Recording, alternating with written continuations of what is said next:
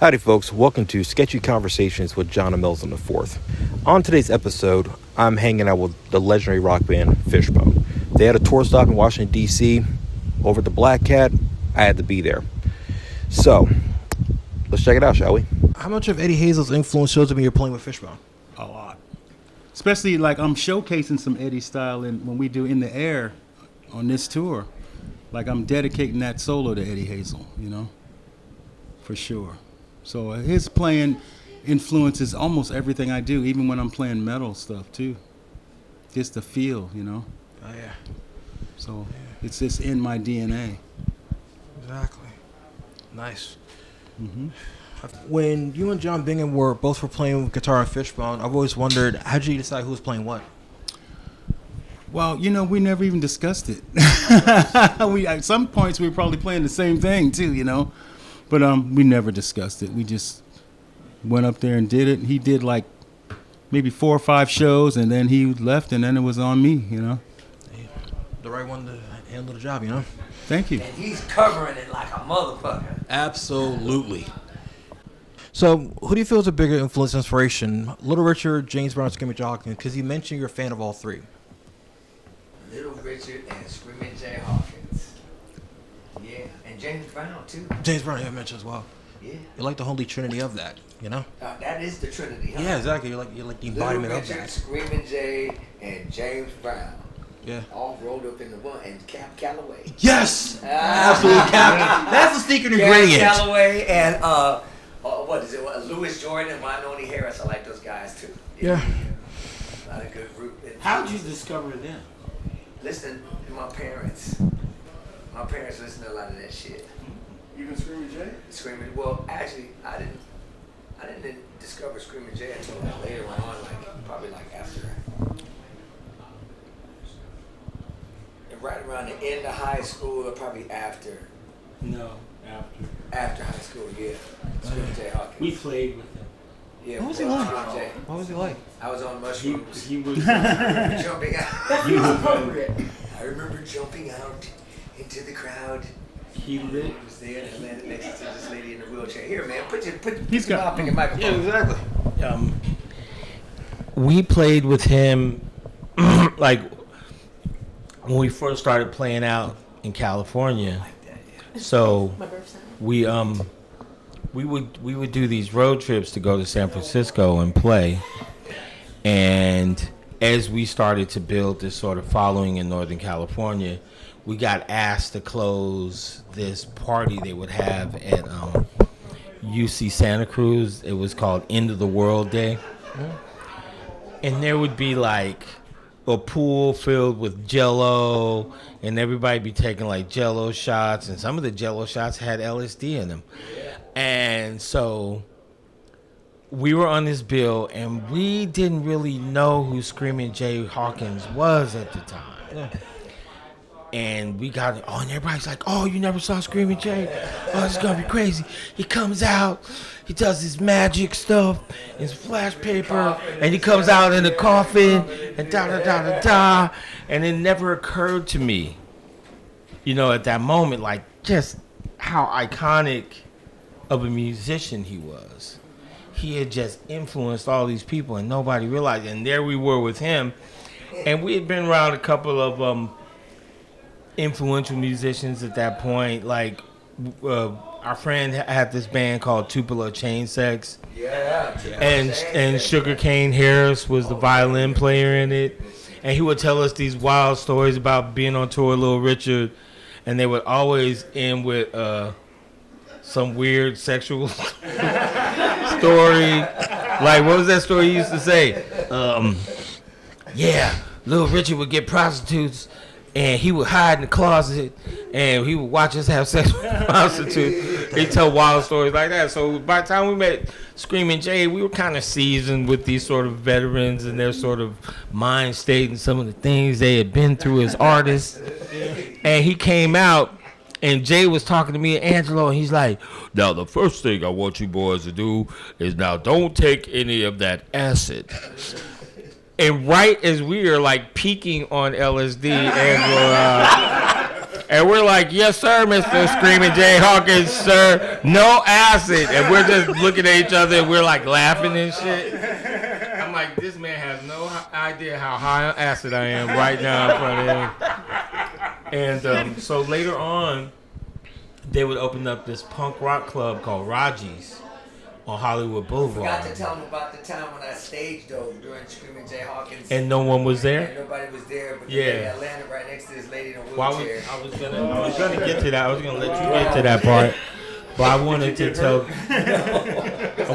the story about when he lived above Raji's, and I would go up to Raji's because he had an apartment right above Raji's on Hollywood Boulevard, and I would go hang out with him, and I would try to get him to show me his piano trickery, and I would ply him with scotch. And he would tell wild stories about being on tour, and then later on he made a film with my friend's brother, this guy Sankey Lee, that was Spike Lee's brother, and Sankey and him made this movie called Mystery Train, and he would tell me about how wild Screaming Jay was on the set. And so that's my Screaming Jay story. He was very cool. On the song Racist Piece of Shit, you call out Kid Rock. Oddly enough, Bob Ritchie was on tour and opening for Fishbone at House of Blues. So, do you remember anything about Kid Rock or He Kid can Rock's answer camp? the Kid Rock Yeah. on tour question. Yeah, do you remember him being there? At the time, I was not in the band. I remember I was with the band when we were touring with when we did that show with Kid Rock. Yeah, do you have any memories? I was here. You were here. Yeah, Well, all I remember was that we did the show, and I mean, there's not a whole bunch of fond memories or nothing, but I was still in the band when we did that show. Okay, yeah. So, do you remember anything about, Kid Rock or his camp being weird? They seemed to be pretty cool at the time. I mean, Wow. I had no idea it was going to turn into what it turned into today. Yeah. But, back then he seemed pretty cool, And then I learned some things a little bit later from my friend Lonnie Motley, who used to play with him. So that's some whole other stuff, yeah. As far as songwriting credits and all that kind of stuff. Same thing I went through with Lionel Richie. This motherfucker's been through some deep history shit. Yes, he has. Some homework. I saw him, and when they were touring with him, I was living in London, and I just remember there was a lot of marketing and a lot of hype behind him when that record came out. And anytime there's a lot of marketing and hype around someone, I always have a giant question mark over my head as to, are you actually and really talented? Right? Or are you just contrived? And so I always found anybody that sort of gloms on to a black artistic medium, and they kind of come off like they were just fully formed, they just popped up out of the coochie like they were grown up and shit. I have to look at that shit and be like, I'm not waiting for the other shoe to drop. You know what I mean? And I just kind of thought he was full of shit from jump. There would be instances like when he made that country song with Sheryl Crow. I was like, that's you. That right there, and nothing against country, because I love country music, but just against contrived poser motherfuckers. I don't like posers. Be about that shit. Exactly. Or don't be. Exactly. So I just found, and then anybody that, that brutalizes people or attempts to brutalize people verbally and or culturally otherwise, when you just basically just as those types of people do, you come in and you're gonna jack part of our culture and then appropriate it and then act fucking brand new. Like, miss me with that shit. Agreed. Remember Violent J low-key warned everybody about what Kid Rock was really like. Hate, H-A-T, the one the Project Do a Flea. No, man. No, Was that wow. Was that a one-off? It happened in the early 80s or something like that. 90s, or bro. 90s maybe, yeah. Yeah, was that a one-off or just That was like? just a one-off, yeah. We did it for fun, man. I know. You loved it? Yes! I know. I Wants to love see it more, too. man. Yeah, shit. Next thing you know, fucking fate and history jumps in, and then, your roads in life change. Next thing you know, you're fucking on tour with Fishbone. You got signed or some other shit or whatever. But it was just a fun thing that we got together to do our favorite punk rock songs at the time. Plus, Nikki was playing Nicky B drums. was playing drums, right? So, yeah, Nikki was playing drums and John Frusciante and Flea. I mean, Nikki beat. You can. I mean, the Germs drummer. You can't. It doesn't get more punk rock than that. Yeah, no. Exactly. I mean, I can never get a clear answer on this, but that's the answer right now. How'd you get involved in appearing in Idlewild? Brian. Oh God, what's his last name? Brian. We'll just call him Brian for That now. might be his Brian. We Brian. knew Brian. The Brian. movie director, and he was. Who's the director of Idlewild? What's the director's name? I'm gonna look it up. I'm missing his last name. The era we're in right now. Google it, yeah. He knew the band. We knew him, man. Yeah. From just in the community, the music community. Yeah. Brian De Palma. And he went.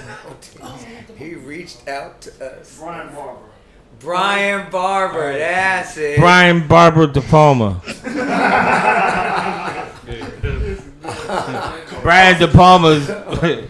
He reached out to us at the time and wanted us to be in his movie, My Life in Idlewild, with Big Boy and Andre 3000. Man, it was like an all-black cast, some of the best dancing I've ever seen, and just it was a period piece. It was really good. Oh yeah. I got to play the Cab Calloway character. Which is I got very to wear the fitting. wig. It makes sense. I got to flip the wig. It was good times, really good times. Yeah. Man. It's Good wild. memories. It's wild because the first time I saw you was in Back to the Beach, actually, with the Jamaican Scotsman and Filicello. I was like 6 years old. I was like, I don't know who this guy is, but he's cool as fuck. I used to cuss a lot as a kid. I still do, but I used to do back when I was a kid. First one was bullshit, actually. It's funny when people mention that. Shoot. I think both of us only think of one thing. That damn demo. The demo, right? For ska.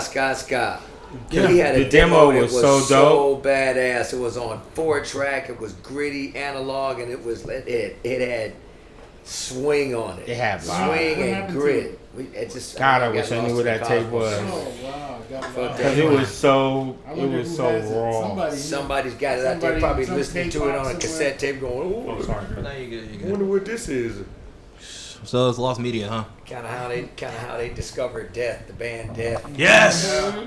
I remember. On a cassette tape in somebody's attic somewhere. They Yeah. that shit. Next thing you know, these motherfuckers invented what?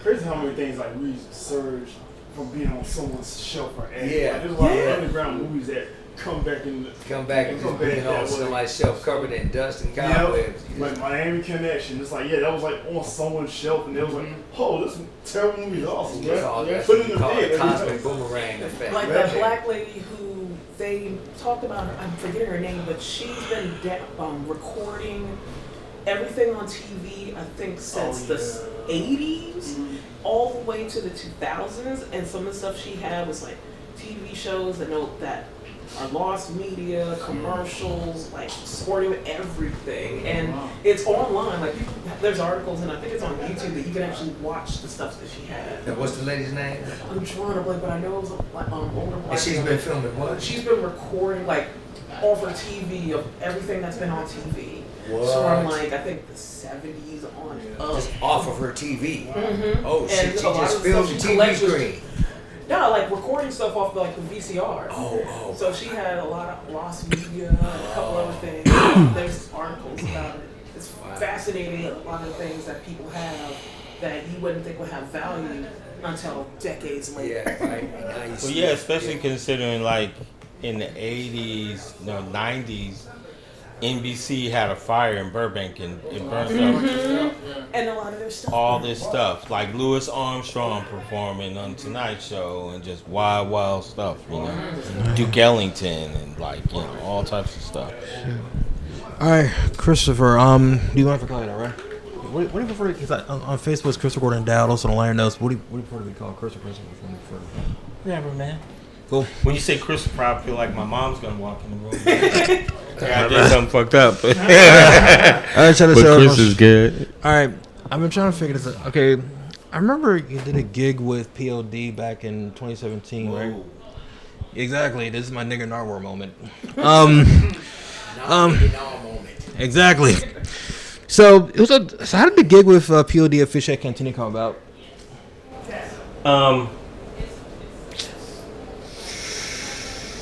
We were having this. We did this show with the only show we've done in the last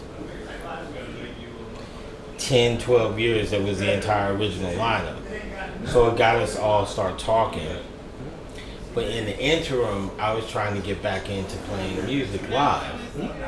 And so their agent was like, hey, would you want to go out and play keyboards with POD? And I didn't really know their music like that. I heard a couple of things. So I went out on tour with them. I was like, yeah, I'll get paid to go play music, sure. I just ended up on playing keyboards on that tour. It was kind of a trip, though. Yeah. How did that work out, though? I'm just kind of trying to figure that out, you know, because I'm trying to look for footage of is there any footage of Chris Dow with POD? I can never find anything. So how did that work out exactly? I think at the time when I did that, and I don't think they would really cop to it, but it was like, how do I put this? It was like going out on. Okay, you remember Church Lady from Saturday Night Live? Ain't that it was like if Church Lady had a metal band. Yeah. That's the best way I could describe it. Oh, and I was just kind of there along for the ride with Church Lady. And I don't, you think of United States in the first part of the First Amendment is freedom of religion, right? But I often find with a lot of Christo-fascist vibes, it's like that's not my get down. Yeah. I think as far as a philosophy, it's not our get down. No. Either we don't get down like that, especially you think about black folks. It's just like people talk about how hard we are, blah blah blah, but we have to be tolerant. We have to be tolerant of each other. We have to be tolerant within our own community. Everybody's got the crazy uncle or the got two nephews. Every sort of personality in the diaspora. Yeah. So we learn to be tolerant, forgiving, but it seems like we live in for this land of the free, which I always I was kind of raised to believe that was some fucking bullshit, especially as it pertains to people of color. Yeah. And black folks, we seem to always have a target on our backs. Yep. I guess because we so fucking fly. Don't hate the pimpin', hate the game. There you go. Wow, that was phenomenal, huh? I admit it. It's a little rough, a little raw, but certainly real. Until next time, take it easy. Like, share, and subscribe. Peace.